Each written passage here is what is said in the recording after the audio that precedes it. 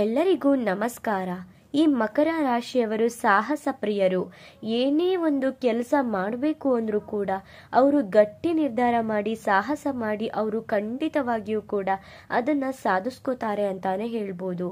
ಯಾರಿಗೂ ಕೂಡ ಇವರು ಹೊರೆಯಾಗಲ್ಲ. ತುಂಬ ಕಷ್ಟಪಟ್ಟು ಜೀವನನ ಸಾಗಿಸ್ತಾರೆ ಅಂತಾನೆ ಹೇಳ್ಬೋದು. ಇವರು ಚಿಕ್ಕ ವಯಸ್ಸಿನಲ್ಲಿ ಶ್ರೀಮಂತರಾಗಬೇಕು ಅಂತ ತುಂಬ ಆಸೆ ಇಟ್ಕೊಂಡು ಸಾಕಷ್ಟು ರೀತಿಯಾದಂತಹ ಎಫರ್ಟ್ ಕೂಡ ಆಗ್ತಿರ್ತಾರೆ. ಇವರು ಮಾಡುವಂತಹ ಕೆಲಸಗಳು ಎಷ್ಟೇ ಕಷ್ಟ ಇದ್ರೂ ಕೂಡ ಆ ಕೆಲಸಗಳನ್ನ ಇವರು ಮಾಡಿ ಮುಗಿಸ್ತಾರೆ ಅಂತಾನೆ ಹೇಳ್ಬೋದು.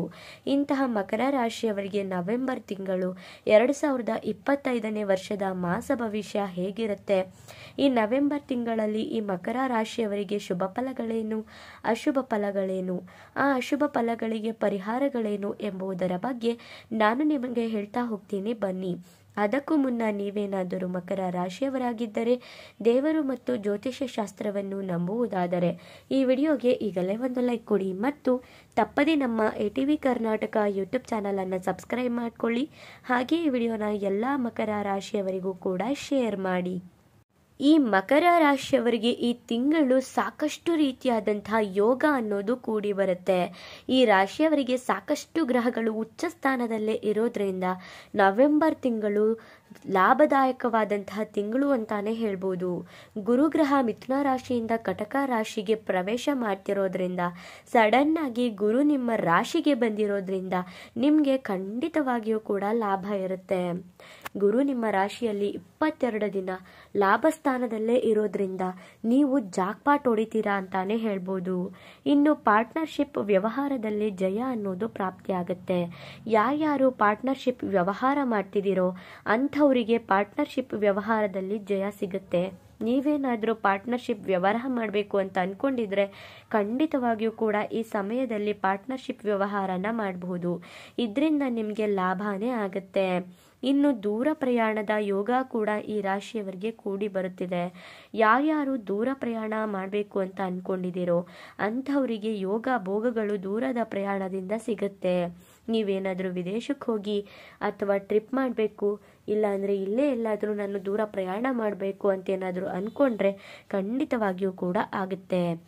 ಗುರುವಿನಿಂದ ಈ ರಾಶಿಯವರಿಗೆ ಮದುವೆ ಆಗುವಂತಹ ಯೋಗ ಕೂಡ ಕೂಡಿ ಬರುತ್ತೆ. ಗುರುಗ್ರಹ ನಿಮ್ಮ ರಾಶಿಗೆ ಬಂದಿರೋದ್ರಿಂದ ತುಂಬ ವರ್ಷಗಳಿಂದ ಅಥವಾ ತುಂಬ ದಿನಗಳಿಂದ ಯಾರ್ಯಾರು ಮದುವೆ ಆಗಬೇಕು ಅಂತ ಅಂದ್ಕೊಂಡಿದ್ದೀರೋ ಅಂಥವರಿಗೆ ಮದುವೆ ಆಗುವಂತಹ ಯೋಗ ಪ್ರಾಪ್ತಿಯಾಗ್ತಿದೆ. ನೀವು ಸ್ವಲ್ಪ ಎಫರ್ಟ್ ಹಾಕಿ ಒಳ್ಳೆ ವರ ಅಥವಾ ವಧುನ ಹುಡುಕಿದ್ರೆ ಖಂಡಿತವಾಗಿಯೂ ಕೂಡ ಈ ಸಮಯದಲ್ಲಿ ನೀವು ಮದುವೆ ಆಗಬಹುದು. ಗುರುವಿನ ಪೂರ್ಣ ಫಲ ನಿಮ್ಮ ಮೇಲೆ ಇರುತ್ತೆ. ಗುರುವಿನ ಸಂಪೂರ್ಣ ಫಲ ನಿಮ್ಮ ಮೇಲೆ ಇರೋದ್ರಿಂದ ಗುರು ಮಕರ ರಾಶಿನ ನೇರವಾಗಿ ನೋಡ್ತಿರೋದ್ರಿಂದ ನಿಮಗೆ ಸಾಕಷ್ಟು ರೀತಿಯಾದಂತಹ ಫಲಾನುಫಲಗಳು ದೊರೆಯುತ್ತೆ. ಇನ್ನು ಆರೋಗ್ಯದಲ್ಲಿ ಚೇತರಿಕೆ ಅನ್ನೋದು ಕಾಣಸಿಗುತ್ತೆ. ನಿಮ್ಮ ಆರೋಗ್ಯದಲ್ಲಿ ತುಂಬ ದಿನಗಳಿಂದ ವ್ಯತ್ಯಾಸಗಳು ಕಾಣ್ತಿತ್ತು. ಶನಿ ಲಾಭಸ್ಥಾನದಲ್ಲೇ ಇದ್ರೂ ಕೂಡ ಗುರುಬಲ ಇಲ್ಲದೆ ಇರೋದ್ರಿಂದ ನೀವು ಸಾಕಷ್ಟು ರೀತಿಯಾದಂತಹ ಸಂಕಷ್ಟಕ್ಕೂ ಕೂಡ ಗುರಿಯಾಗಿದ್ರಿ. ಆರೋಗ್ಯದಲ್ಲೂ ಸಾಕಷ್ಟು ಸಮಸ್ಯೆನ ನೀವು ನೋಡ್ತಿದ್ರಿ. ಆದರೆ ಈಗ ಆರೋಗ್ಯದಲ್ಲಿ ಚೇತರಿಕೆ ಇರುತ್ತೆ. ಆರೋಗ್ಯದಲ್ಲಿ ಯಾವುದೇ ರೀತಿಯಾದಂತಹ ಸಮಸ್ಯೆ ಬರಲ್ಲ. ಇನ್ನು ಲವಲವಿಕೆಯಿಂದ ಸಂತೋಷದಿಂದ ಇರ್ತೀರಾ. ನಿಮ್ಮ ಜೀವನದಲ್ಲಿ ಸಂತೋಷ ಅನ್ನೋದು ತುಂಬಿ ತುಳುಕುತ್ತೆ. ಲವಲವಿಕೆ ಅನ್ನೋದು ನಿಮ್ಮ ಮುಖದಲ್ಲಿ ಕುಣಿದಾಡುತ್ತೆ. ಜೊತೆಗೆ ಲಾಭಸ್ಥಾನದಲ್ಲಿ 3 ಗ್ರಹ ಇರೋದ್ರಿಂದ ಕುಜಗ್ರಹ, ಸೂರ್ಯಗ್ರಹ, ಬುಧ ಗ್ರಹ 3 ಗ್ರಹ ಕೂಡ ಲಾಭಸ್ಥಾನದಲ್ಲೇ ಬಂದಿರೋದ್ರಿಂದ ನಿಮಗೆ ಫುಲ್ಲು ಅದೃಷ್ಟ ಒದಗುತ್ತೆ ಅಂತಾನೆ ಹೇಳ್ಬೋದು. ಅದೃಷ್ಟ ಅನ್ನೋದು ನಿಮಗೆ ಮಾಡಿಸಿತ್ತು ಅಂದರೆ ಅದು ನವೆಂಬರ್ ತಿಂಗಳಲ್ಲೇ. ಇನ್ನು ಬುಧನಿಂದ ವಿದ್ಯಾರ್ಥಿಗಳಿಗೆ ಅತಿಯಾದಂತಹ ಲಾಭ ಇರುತ್ತೆ. ವಿದ್ಯಾರ್ಥಿಗಳಿಗೆ ಹಾಗೂ ಈ ಮಕರ ರಾಶಿಯವರಿಗೆ ಬುದ್ಧಿ ಅನ್ನೋದು ಹೆಚ್ಚಾಗುತ್ತೆ. ಜೊತೆಗೆ ವಿದ್ಯಾರ್ಥಿಗಳು ವಿದ್ಯಾಭ್ಯಾಸದಲ್ಲಿ ಪ್ರಗತಿನ ಕಾಣ್ತೀರಾ. ನೀವೇನಾದರೂ ಕಾಂಪಿಟೇಟಿವ್ ಎಕ್ಸಾಮ್ಸಲ್ಲಿ ನಾನು ಸಕ್ಸಸ್ ಆಗಬೇಕು, ನಾನು ಅದರಲ್ಲಿ ಪಾಸ್ ಆಗಬೇಕು, ಒಳ್ಳೆ ಶಾಲಾ ಅಥವಾ ಒಳ್ಳೆ ಜಾಬ್ ಅಥವಾ ಒಳ್ಳೆ ಕಡೆ ನಾನು ಸೀಟ್ನ ತಗೋಬೇಕು ಅಂತ ಅಂದ್ಕೊಂಡ್ರೂ ಕೂಡ ಆಗುತ್ತೆ. ಇನ್ನು ಸೂರ್ಯನಿಂದ ನಿಮ್ಮ ತಂದೆಗೆ ಲಾಭ ಇದೆ. ಯಾರ್ಯಾರು ಮಕರ ರಾಶಿಯವರಿದ್ದೀರೋ ಅವ್ರ ತಂದೆಗೆ ಸೂರ್ಯನಿಂದ ಲಾಭ ಇರುತ್ತೆ. ಇನ್ನು ಕುಜನಿಂದ ಭೂಮಿಯಿಂದ ಲಾಭ ಸಿಗುತ್ತೆ. ಯಾರ್ಯಾರು ರಿಯಲ್ ಎಸ್ಟೇಟ್ ಕೆಲಸ ಮಾಡ್ತಿದ್ದೀರೋ ಅಂಥವರಿಗೆ ಭೂಮಿ ವ್ಯವಹಾರದಲ್ಲಿ ಲಾಭ ಸಿಗುತ್ತೆ. ಕುಜನಿಂದ ನಿಮಗೆ ಸಾಕಷ್ಟು ರೀತಿಯಾದಂತಹ ಲಾಭವಾಗುತ್ತೆ. ಇನ್ನು ಪಿತ್ರಾರ್ಜಿತ ಆಸ್ತಿ ಅನ್ನೋದು ಸಿಗುತ್ತೆ. ನಿಮಗೆ ಆಗಿರಬಹುದು, ನಿಮ್ಮ ಮನೆಯಲ್ಲಿರೋದು ಅವ್ರಿಗೆ ಆಗಿರಬಹುದು. ಪಿತ್ರಾರ್ಜಿತ ಆಸ್ತಿ ಅನ್ನೋದು ಬರೋದ್ರಿಂದ ನಿಮಗೆ ಆರ್ಥಿಕವಾಗಿ ಬಲಿಷ್ಠರಾಗ್ತೀರಾ. ಈ ತಿಂಗಳು ನಿಮಗೆ ಅದ್ಭುತವಾಗಿರುತ್ತೆ ಅಂತಾನೆ ಹೇಳ್ಬೋದು. ಇನ್ನು ಶನಿಯಿಂದ ತುಂಬ ಯೋಗಗಳು ಕೂಡ ನಿಮಗೆ ಬಂದೇ ಬರುತ್ತೆ. 2 ವರ್ಷ ನಿಮಗೆ ಗೋಲ್ಡನ್ ಟೈಮ್, ಹಾಗೇನೆ ಗೋಲ್ಡನ್ ವರ್ಷ ಅಂತ ಹೇಳಿದರೆ ತಪ್ಪಾಗಲ್ಲ. ಈ 2 ವರ್ಷ ಏನಿದೆಯೋ ನೀವು ಏನೇನು ಮಾಡಬೇಕು ಅಂತ ಅಂದ್ಕೊಂಡಿದ್ದೀರೋ ಅದೆಲ್ಲವನ್ನು ಕೂಡ ಈ 2 ವರ್ಷದಲ್ಲಿ ಮಾಡಿಬಿಡಿ. ಆಗ ಖಂಡಿತವಾಗಿಯೂ ಕೂಡ ನಿಮಗೆ ಯಾವುದೇ ರೀತಿಯಾದಂಥ ಸಂಕಷ್ಟ ಅನ್ನೋದು ಬರೋದೇ ಇಲ್ಲ.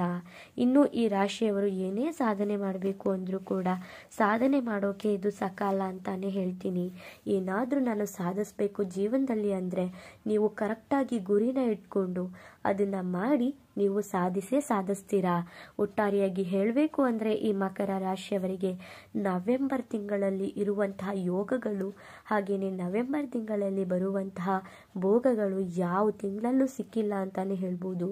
ಗುರುಗ್ರಹ ಕೂಡ ನಿಮ್ಮ ರಾಶಿಯಲ್ಲಿ ಉಚ್ಚ ಸ್ಥಾನದಲ್ಲೇ ಇದ್ದಾರೆ.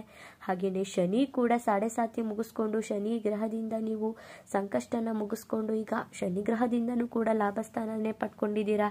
ಇನ್ನು ಕುಜ ಗ್ರಹ ಜೊತೆಗೆ ಸೂರ್ಯ ಗ್ರಹ, ಬುಧ ಗ್ರಹ, ಈ 3 ಗ್ರಹಗಳು ಇಷ್ಟೆಲ್ಲ ಫಲಾನುಫಲಗಳನ್ನ ಕೊಡ್ತಿದ್ದಾರೆ. ಒಟ್ಟಾರೆಯಾಗಿ ಹೇಳಬೇಕಂದ್ರೆ ಈ ತಿಂಗಳು 95% ನಿಮಗೆ ಲಾಭವೇ ಇರುತ್ತೆ. ಯಾವುದೇ ರೀತಿಯಾದಂತಹ ನಷ್ಟ ಸಂಭವಿಸಲ್ಲ. ನೋಡಿದ್ರಲ್ಲ, ಈ ತಿಂಗಳನ್ನ ನೀವು ಕರೆಕ್ಟಾಗಿ ಯೂಸ್ ಮಾಡಿಕೊಂಡು ನೀವು ಏನೇನು ಬೇಕೋ ಅದೆಲ್ಲವನ್ನು ಕೂಡ ಮಾಡ್ಕೊಳ್ಳಿ. ಖಂಡಿತವಾಗಿಯೂ ಕೂಡ ಒಳಿತಾಗುತ್ತೆ.